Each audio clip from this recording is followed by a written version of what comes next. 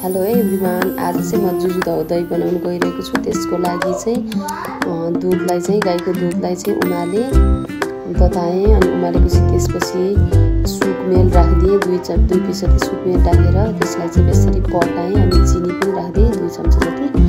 अनि सुकमेल चाहिँ निकाल्दिएँ, त्यसको स्वाद आइसकेको थियो। निकालेर बेसरी उमालेँ अनि उमालेपछि यो चाहिँ माटोको भाँडामा चाहिँ दुध हल्का मनतातो भएपछि त्यसलाई चाहिँ खनाइदिएँ।